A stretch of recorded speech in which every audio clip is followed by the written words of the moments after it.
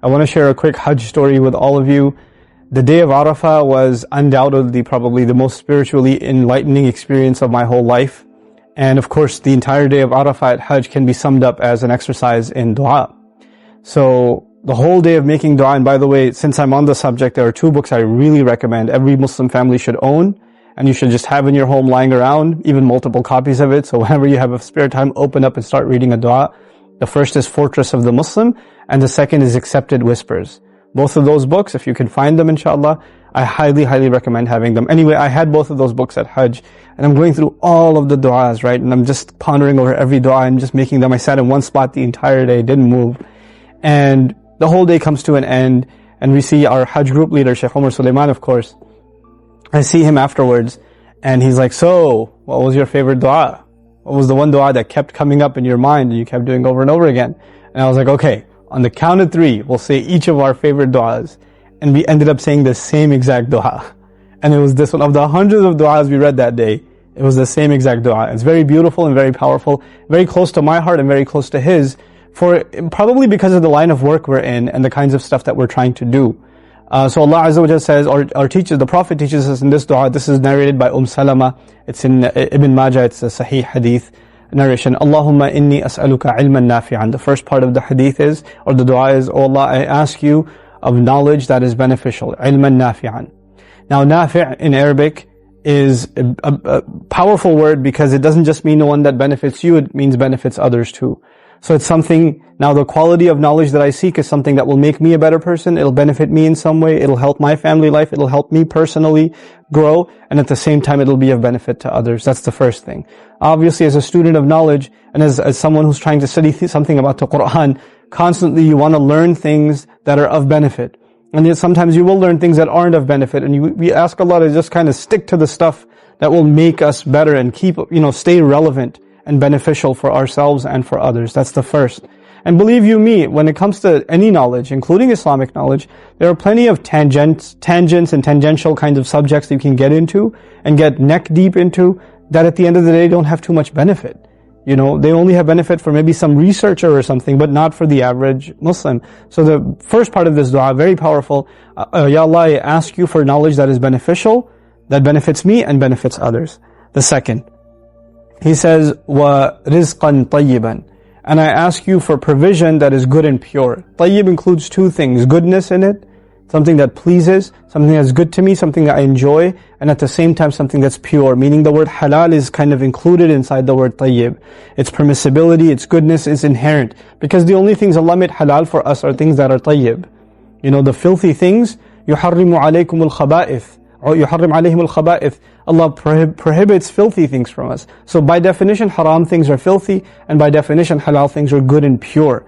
So we ask Allah for, in this second part of the dua, I'm asking Allah for provision, sustenance, income that is good and pure. So my job should be good and pure. The way I make my money should be good and pure. The way I spend it should be good and pure. The food I eat should be good and pure. The drinks I drink should be good and pure. The places I purchase from should be good and pure.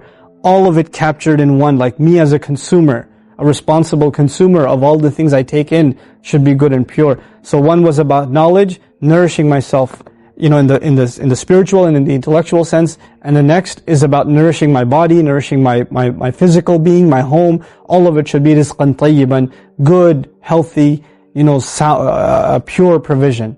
And then the last part of this dua, wa amalan mutaqabbalan, what matters the most at the end, and I ask you for deeds that are acceptable, or rather accepted.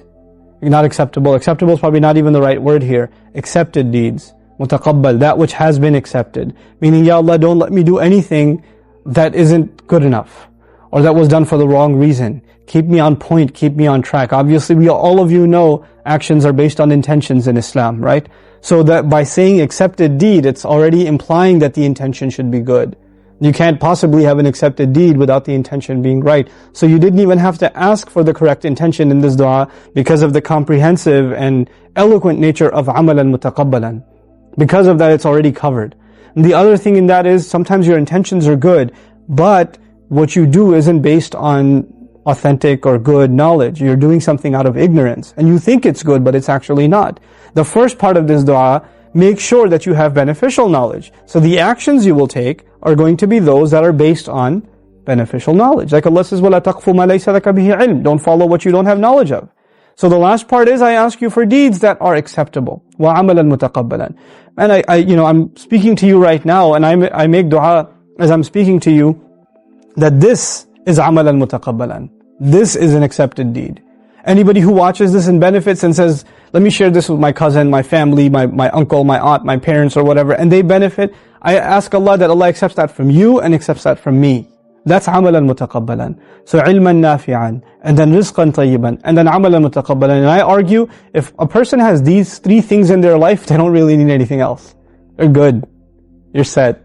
What more can you ask Allah for? At the end of the day, all of our life will boil down to what we did that was worth something and what we did that was worthless. People whose deeds are worthless come before Allah, and Allah says, خَفَّتْ مَوَازِينُهُ. Their scales are lightened. Another place He says, فَجَعَلْنَاهُ هَبَاءً مَنْثُورًا. They brought all the kinds of things that they had done, it was turned into dust that scattered away. SubhanAllah, the deeds weren't accepted, So we want, and Allah brings another, so many examples in the Quran of people bringing their deeds on Judgment Day and presenting them to Allah and them not being acceptable. And then they're offering ransom.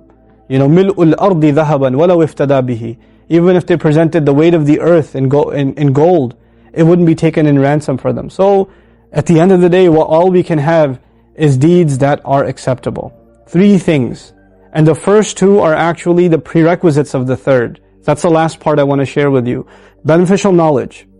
Beneficial knowledge. What does that beneficial knowledge do? It cleans your mind, it cleans your heart.